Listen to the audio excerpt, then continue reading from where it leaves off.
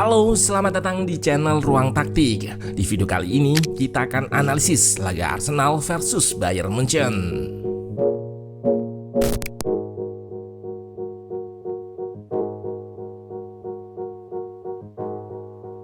Tren positif berhasil dicatatkan The Gunners dalam beberapa pertandingan terakhir. Tidak hanya di IPL, mereka mampu menang melawan tim yang punya catatan belum terkalahkan sebelumnya, Bayern Munchen, dengan skor 3-1. Paling menarik adalah bagaimana kedalaman skuad Arteta dan bagaimana ia merotasi pemainnya serta mengoptimalkan pemain pengganti ini. Bahkan pada laga ini, Noni Madueke yang baru masuk gantikan Trossard mampu mengkonversi crossing Calafiori yang baru masuk juga untuk jadi gol kedua Arsenal. Tanda bahwa pemain pengganti pun mampu memberikan solusi ketika dibutuhkan. Sempat khawatir ketika Saka mengalami cedera juga di menit 68. Namun penggantinya yaitu Martinelli mampu menunjukkan performanya dengan mencetak gol ketiga untuk mengakhiri perjuangan Bayern dalam mengejar ketertinggalan. Nah, penasaran dengan jalannya laga dari segi taktikal? Let's go, kita bahas sama-sama.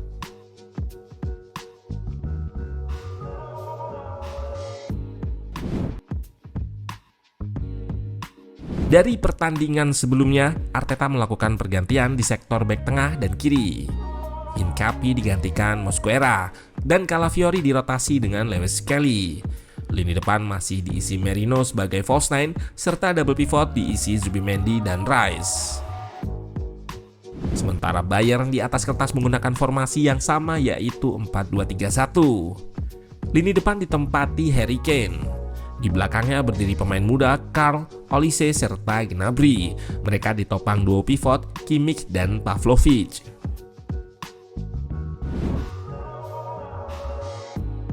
Pada babak pertama, Bayern mendominasi penguasaan bola hingga 62% atas tuan rumah Arsenal. Dalam beberapa momen, mereka bahkan memaksa Saliba dan kawan-kawan untuk bertahan lebih rendah. Terlihat pada menit awal ini, struktur full attack-nya dengan mendorong fullback kiri yaitu Laimer hingga ke depan membentuk 5 penyerang. Harry Kane turun sejajar Kimmich dan fullback kanan Stanisic di momen ini masih di tengah.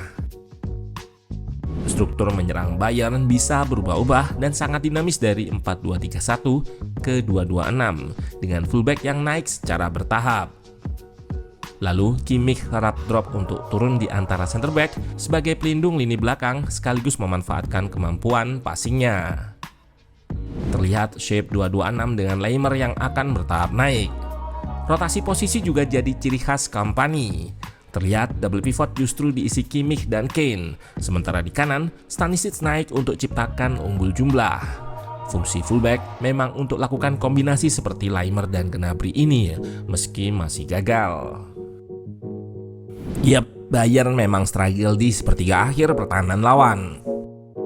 Dari statistik XG yang mengukur peluang-peluang dihasilkan lewat open play, Kane dan kawan-kawan hanya mencatatkan 0,58 saja berbanding 1,32 milik The Gunners. Meski kalah possession, nyatanya Arsenal masih dalam kontrol permainan. Pressing jadi senjata Mikel Arteta. Memang terlihat mereka kadang turun di blok rendah dan bertahan sangat dalam. Saat coba direnggangkan dengan sirkulasi pun, Zubimendi maupun Declan Rice dengan sigap menutup celah di half space saat hendak diekspos. Meski bertahan di blok rendah, namun juga tidak jarang Arsenal melakukan high press secara man-to-man seperti ini. Mereka bergeser ke sisi bola dan melakukan press man-to-man. Satu pemain Bayern dijaga satu orang.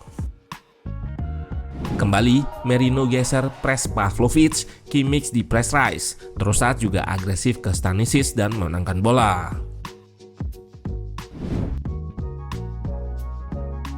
Seperti di laga sebelumnya, peran Merino sebagai false nine juga terlihat pada laga ini.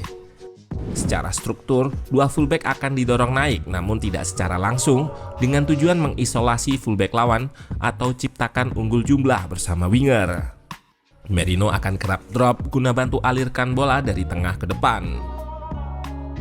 Guna bisa mendorong dua fullback lebih naik, Zubimendi ataupun Rice turun di antara dua center back. Dua gelandang dan satu false nine ini terlihat sangat berdekatan.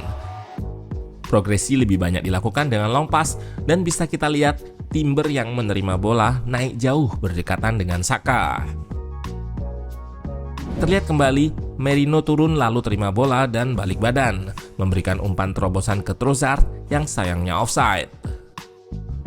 Respon Bayern adalah menerapkan cara bertahan yang mirip dengan Arsenal, yaitu man to man. Di momen ini ia bahkan turun sangat jauh dan membentuk garis diagonal bersama dua double pivot. Tapi bisa dilihat, Jonathan Tah yang seorang center back mengikutinya. Pun begitu, kedua tim pada babak pertama sebetulnya tidak banyak hasilkan peluang, hanya 3 tembakan yang dilesakkan masing-masing tim. Arteta sendiri menggunakan segala cara untuk mencetak gol, salah satunya dengan set piece. Mereka akan berbaris mengambil posisi offside lalu bergerak lateral untuk masuk menghindari offside sekaligus melakukan screening badan. Skema terlihat namun di sini gagal. Kembali, set piece jadi ancaman sekaligus mampu menjebol gawang Neuer. Perhatikan sebelum ditendang, mereka menumpuk di tiang jauh, lalu bergerak masuk sambil ada pemain yang menabrak Neuer dengan tujuan agar dia tidak bisa potong bola dengan nyaman. Timing serta akurasi jadi penting di sini karena ketika bola ditendang, Neuer tidak terganggu lagi sehingga tidak foul, namun terlambat untuk memotong sehingga bola yang pas di kepala Timber ditanduk dengan sempurna 1-0.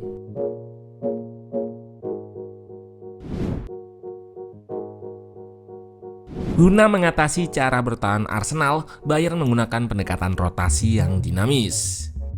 Kane kerap turun guna menarik Saliba keluar, lalu menggunakan long pass untuk melompati pressing. Press atau pertahanan yang terpancing keluar jadi target serangan Bayern. Beberapa kali long pass sempat membahayakan gawang raya, salah satunya peluang terbaik Bayern ke Stanisic, di mana ia berotasi dengan Olise yang ke tengah dan Stanisic yang seorang fullback naik hingga mengisi pos sayap depan. Sayang, decision makingnya di sini buruk lantaran ada opsi cutback lebih terbuka. The Gunners kecolongan lewat cara yang sama. Saat pertahanan drop atau turun membentuk shape 4-4-2, terlihat Kimmich berada di belakang.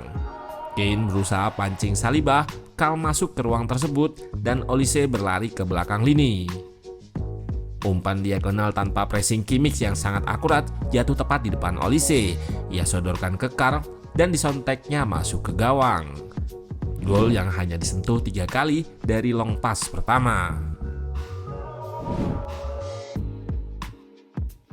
Sebetulnya pergantian yang dilakukan Arteta lebih karena cedera dan berurutan ia memasukkan Madueke untuk gantikan Trossard, lalu Martinelli untuk Saka. Pressing yang di babak pertama sudah berhasil diubah jadi serangan balik cepat, sebetulnya tinggal dipoles di sentuhan akhir. Situasi ini yang tidak bisa direplikasi oleh Bayern. Intensitas pun jadi terjaga dengan masuknya pemain baru. Di laga ini The Gunners mencatatkan 6 high turnover atau perebutan bola di area lawan, sementara Bayern hanya 2. Dan Arsenal sangat cair dalam melakukan pressing di babak kedua. Terlihat Martinelli yang pemain sayap press ke depan, posisinya digantikan Calafiori. Mosquera pun keluar karena berotasi dengan Rice yang ke belakang tidak terlihat di sini. Eze lakukan press disusul naiknya Timber yang membuat bola keluar.